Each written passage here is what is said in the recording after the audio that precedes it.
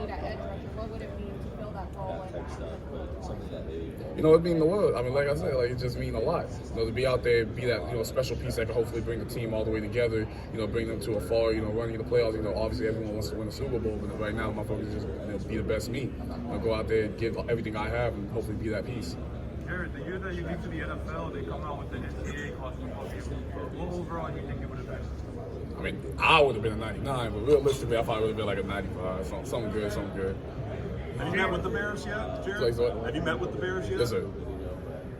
Jared, when you think about last season, what game best exemplifies what you're capable of doing as a pass rusher? I think, if you have to narrow it down, I'd probably say the Florida or the Louisville game. You know, the last two, we did lose one of our best players, our quarterback. Losing him was definitely a big issue, so we, as a defense, had to step up. We had to become better. We had to, give more of what we had. So that was kind of everything I had left on that field. Speaking of Louisville and Florida, what does it feel like to actually throw a tackle and get an assist on the sack?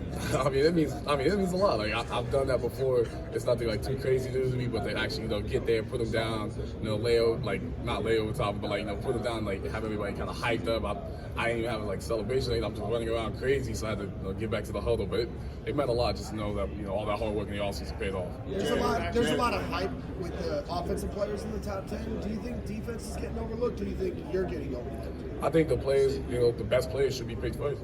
There's a lot of good offensive talent. When you go to quarterback, you got tight ends out here, you got wide receivers. There's a lot of good talent here. I think whatever a team needs, they're going to go for it. I don't think there's anything that's wrong with it. So if the best players should be picked first, should you be picked first? I think I'm a great player. I think that's ultimately for the teams to decide. I think I'm a great player. I think I've exemplified everything. I've showed everything I've had on the field. But like I said, I think the best players should be picked first. I definitely think I should, be considered. But at the end of the day, it's whatever the team needs. Jared, what was interesting or unique to you about the Bears meeting when you mentioned that? It was interesting just to kind of see, their perception. A lot of teams ask different questions. No teams ask, really the same question twice besides the basics. So, to kind of see their questions, the way they view me, the way they spoke to me, the way they view my film was interesting. What do you hope they got out of that meeting with you? I hope they got the real me. I don't ever want to hide. I don't ever want to give off a false persona of who I am as a person or how I present myself. So I hope they got the real me. What was it like working alongside a guy like Pat Payton? That's a dog. Pat is just a physical specimen. He has these long arms. Blocked I think, 7, 8, 9, whatever. How many passes he blocked this year was incredible. So having someone opposite of you that you can always rely on, always play with, always have no worry about. I didn't ever have to look at Pat and be like, hey, bro, do you know you're called? Pat would just know everything he had to do. He would do it to the best of his ability, and sometimes beyond that, and just make an amazing, incredible play. So I love playing with Pat. Jared, has there been a team outside the top 10 that maybe surprisingly to you has had interest? I'm sorry, so what? Has there been a team outside the top 10 that maybe has shown interest in you that you weren't expecting? Oh yeah, there's been a lot of teams, across the board. I've never been too focused on the draft order or anything like that. Cause, the trades that can happen, this can happen, that can happen. So I've never been too focused on any of that. But there have been teams, across the board that have been interested. I'm happy, that I'm in this position to be able to be interested by all these teams. But Any of the 3 teams in Florida trying to keep you in Florida?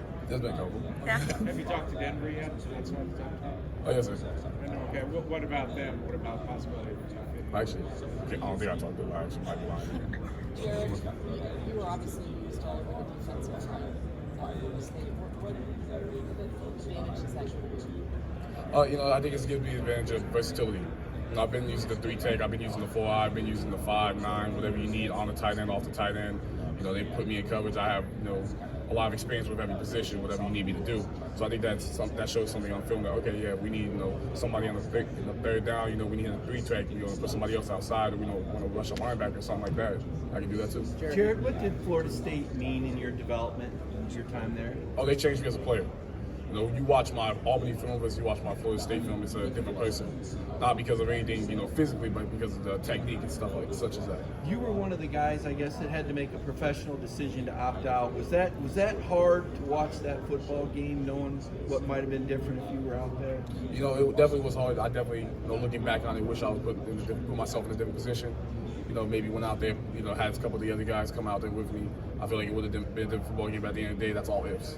I chose not to play in that game. I had to stand by my decision. Those guys went out there, they played with what they had, and they did everything they could.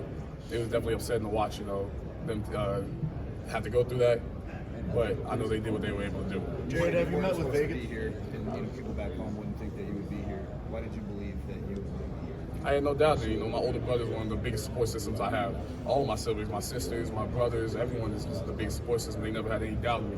They knew how much work I put in. They knew how I would sacrifice, you know, going to parties or going to this, going out, going to social outings just to work out, just to watch some more film, just to, you know, hit the field, you know, and it's just, you know, them seeing all of that kind of put more belief in me. I never had any doubt in myself. They never had any doubt in me. You know, when you have a support system such as that, it's nothing to worry about. Jared, have you met with Vegas or do you plan to? I know, sir. I have to look at my schedule recently. So. With 12 teammates here at the Combine, a lot of talent, but you're room with one. Talk about Trey Benson a little bit and like what you think about him and what is it like having somebody like that to be able to push you?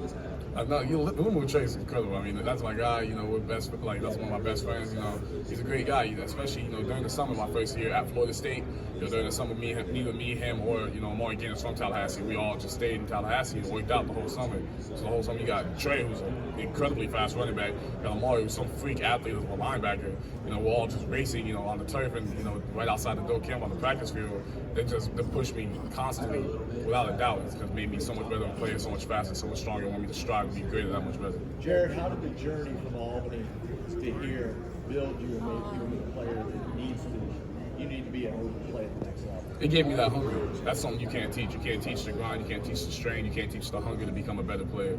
You know, every day my strive is to become a better player. I don't want to ever remain stagnant. If I ever hit a point where I just can't become better, then I feel like that's just when the love of football will, you know, dissipate. But I don't think that will ever happen. I just want to become a better player, become faster, stronger, you know, become better just from my time at Albany. When did the NFL become a goal?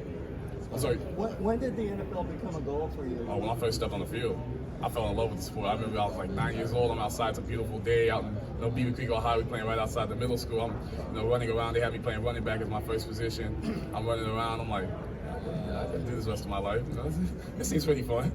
Jared, what do you think about Braden Fisk? What do you think people are missing or underrating maybe in him? Oh, they see everything on film. Fisk is insane. I don't think there's any plays you can bring up of him loafing or him holding back. There's no plays of him where you can see like, oh yeah, this guy's not really, you know, he doesn't really belong in the league. That guy is incredible. I think, you know, people should look at him the way he is viewed. Like, you saw what he did at the Senior Bowl, you see what he did all season, you saw what he did, you know, at his prior school. That guy's a dog. Jared, you met with the Buccaneers. Is it? Do you know if it was formal or informal? A form. What do you most want to showcase tomorrow? My hard work. Like I said, this guy's out there faster than me. This guy's out there stronger than me. This guy's out there that are quicker than me. This guy's out there going to run some freak times tomorrow. You know, and I just want to show that, you know, through all this, I've worked hard. Like I said before, I was never supposed to be in this position, but, you know, I earned it, so I'm going to work hard to showcase what I've done. Why weren't you supposed to be in this position? You know, I never was gifted like that. You know, there's guys out there from when I was a little kid that were way faster than me, way stronger than me, way bigger than me. You know, I just wasn't supposed to be here. Like, wasn't supposed to be anything where I was like, oh yeah, I'm some freak athlete, anything like that. I just worked hard to become in this position. So is it more than a chip on your shoulder for you? It's my lifestyle. There's no chip on my shoulder or anything like that. I feel like a lot of people here give me my respect now. I think now it's just this is what I've grown into. Jared, have you